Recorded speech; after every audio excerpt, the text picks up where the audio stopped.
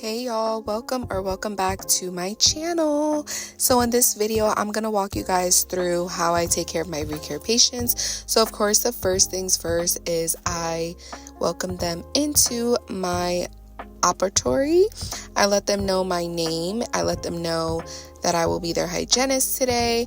I ask them if they have any medical history updates. I ask them if they have any pain sensitivity, anything causing any cold, hot, pressure, or pain sensitivity.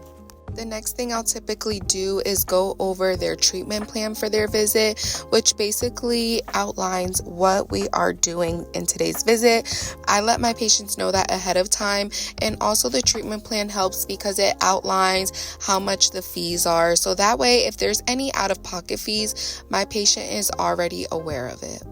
Once we get all of that settled, I go ahead and get prepared for my cleaning. The first thing first that I do is put my loops on. I gotta have my loops, y'all. I talked about this in a previous video, but getting loops changed my life as a dental hygienist. So my patient for this video is actually my coworker, Fallon. Shout out to Fallon. I love her so much. Thank you for doing this video. I love you. So y'all, of course, the first thing that we're going to do is start off with our head and neck exam. This basically checks for any nodules, make sure that there's no lumps, bumps, anything that's not within normal limits. So that is what I'm going to check first. I also check their jaw, make sure there's no crepitus, anything like that. Take a look around in their mouth, make sure that nothing looks abnormal. Once I'm finished with my extraoral and intraoral exams, I can go ahead and give my patients some protective eyewear. I want to make sure that I always give them eyewear. I typically will do sunglasses unless they don't feel comfortable with sunglasses, then we'll give them clear, but usually my patients are fine with them. And they also notice like, wow, these are so helpful. It helps them to kind of escape the anxiety of being at the dental appointment. Also helps them from all the light that we use, because as you can see, we use the light from the chair. Also, I use the light from my loop. So we just got a lot going on. Now what I'm going to do is I'm going to probe. Not every visit am I doing a full mouth probing.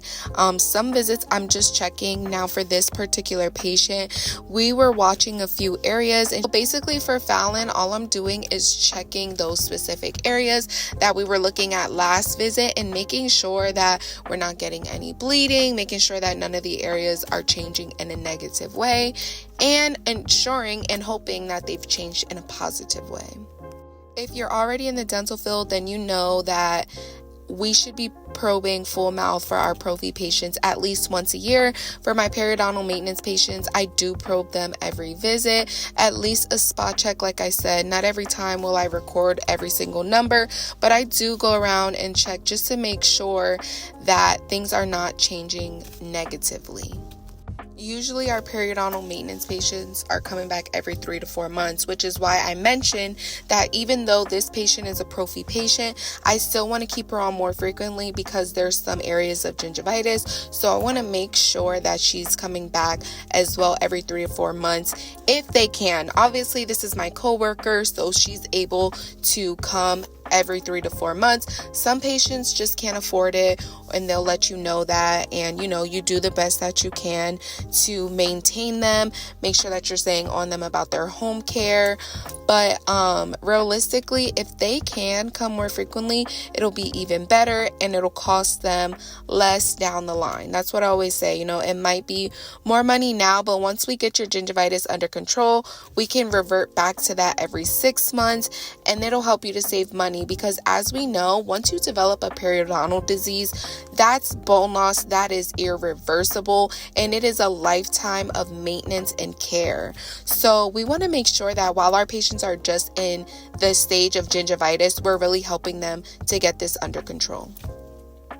So typically what I do is start my cleanings with hand scalers because I feel like it allows me to feel where the calculus is, where the tartar is. I also get a feel of how tenacious these areas are so that when I go in with my Cavitron, it can just help me to follow up with those spots. And I'm like, okay, I already know exactly where they are because I felt around and I felt them with my hand scalers. I removed what I can with my hand scaler.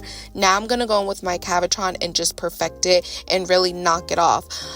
When I start with my Cavitron and then I go in with my hand scalers, I feel like it takes me a little bit longer, and sometimes I even feel myself going with the Cavitron and then the hand scaler and then back with the Cavitron, because I'm like, okay, I need this help in certain areas that I didn't feel the first time. That's just me personally. Everyone is different. Everyone has their own special techniques. This is a newer technique that I've picked up in the past, like honestly, year or two.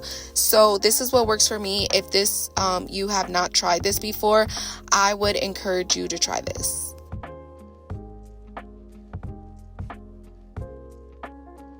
As I hand scale, I do like to keep some gauze in between my fingers. That way, if there's any tartar or any plaque, I could just put it right there instead of reaching back to my tray each time. I just keep it really close by. It just makes it more convenient, helps me to not be twisting and turning every 5 seconds.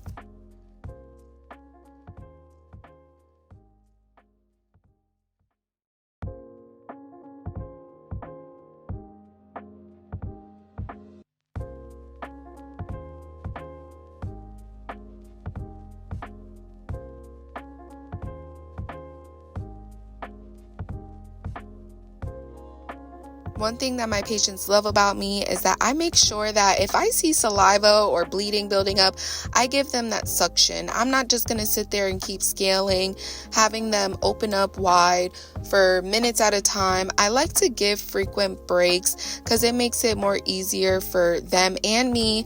I know it's not ideal to continue to reach for the suction all the time. Sometimes I ask my patients who are frequent salivators that, you just notice like they're constantly building up saliva and they're bleeding a lot. I'm just like, hey, would you like to hold on to the suction? Because that makes it easier for them, to be honest. Once I'm done going throughout the mouth with my hand scales, I go in like we talked about with the Cavitron. Not everyone loves the Cavitron, but I always encourage my patients, hey, let's use this. You're going to get the best cleaning if I use both. I know that there's some people that are really sensitive to the cold water.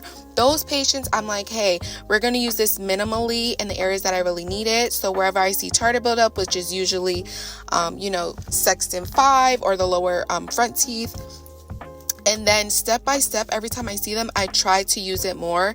And I encourage my patients to use fluoride, to use sensitive toothpaste so that we can help to build up their enamel so that when I go to use the Cavitron, they're not as sensitive.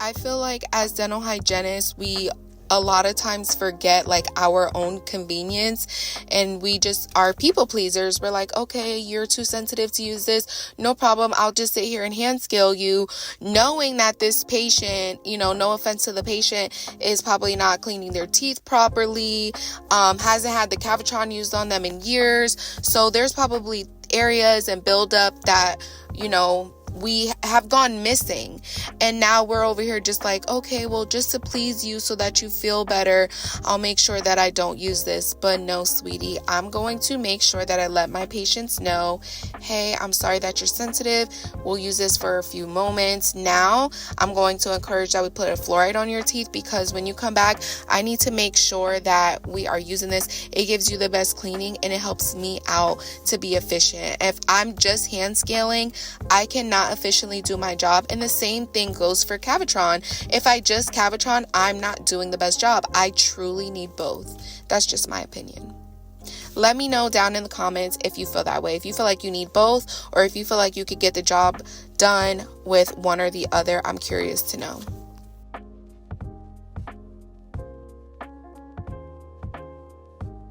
And if you're already a dental hygienist, you already know that most of your time is going to be spent in the lower front teeth, trying to get off all that tartar that builds up. I just, all my time is spent right there for the most part, for real, y'all. But yeah, we get it off, we get it done, because we cannot leave not one thing behind, okay? Dental hygienists, I love that about us. We're very organized, we're very detailed, and we're perfectionists. You will see that my fulcrum be all over the place, y'all.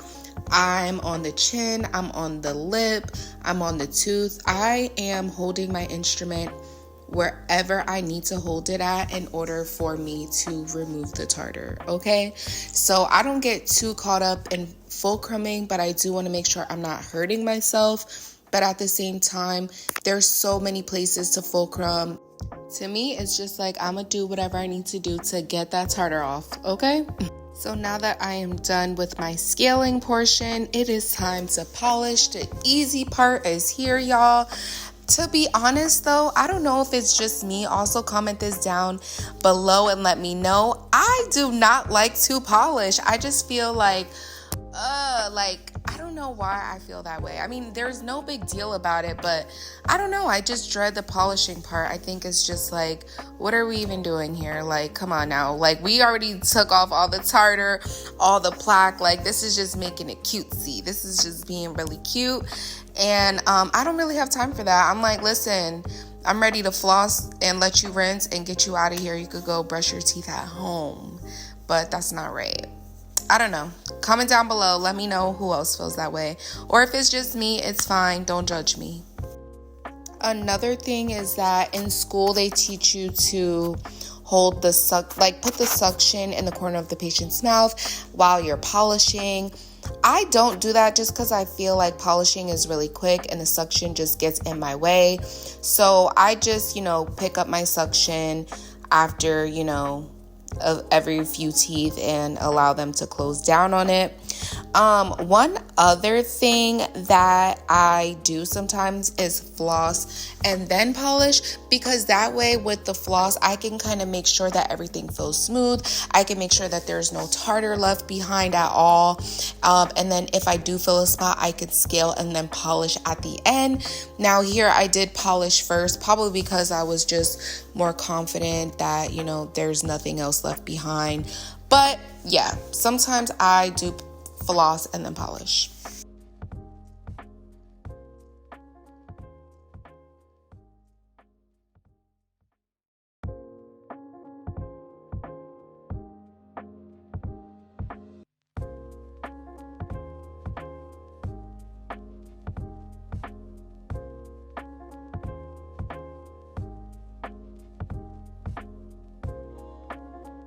All right, now that it's time to floss, this is usually the time that I take to really show my patients what I want for them to do, how I want them to floss, what areas I want them to work on. I do talk about it during the cleaning, but for the most part, I do most of my educating right here while I'm flossing, because I'm kind of letting my patients know, hey, this is how I want your flossing to feel when you're going in between your teeth. I want you to feel your floss going below and into the gums.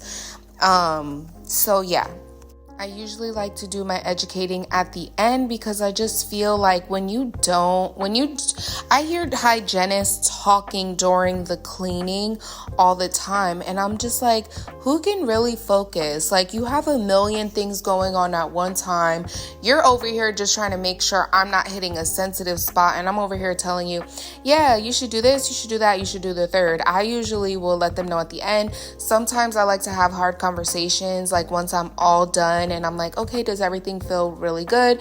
They're like, yeah, it feels great. I'm like, okay, perfect. I sit my patient up and I'm like, I have a heart to heart, and I'm just like, listen, you're not doing a good job. Like, you're bleeding all over the place, okay? No, I'm kidding. But yeah, I just will have a heart to heart and let them know. All right, y'all, and because Fallon is my coworker and friend, we wanted to go super dramatic and put some Arrestin in some of the spots where she had some inflammation in, just to make sure that they completely heal. Why not just put some antibiotics in there? But yes, guys, that is pretty much the end of this video.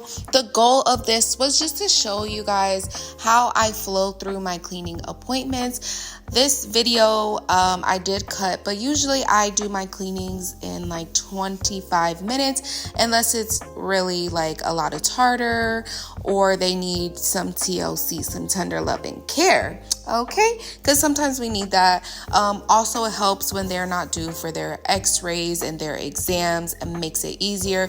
But the cleaning portion alone probably takes me like 20-25 minutes to get done, so it's not bad. And then of course I have to finish up the appointment by cleaning up my room, making sure that I remove all of the dirty barriers, wipe everything down with my cavity wipes, and reset it up, fresh new barriers for my patients after every appointment, of course, because we cannot do any cross-contamination around here. No. But anyways, y'all, I thank you guys so much for watching this video. If you made it this far, I'm so thankful for you. Make sure that you subscribe to the channel. Help me out. Subscribing is free, so subscribe to this channel. Make sure that you tune in and watch what videos I have coming up, and go ahead and watch some of my old videos. Okay, I love you guys so much. I hope you have a beautiful, blessed rest of your day and a beautiful, blessed life. Bye.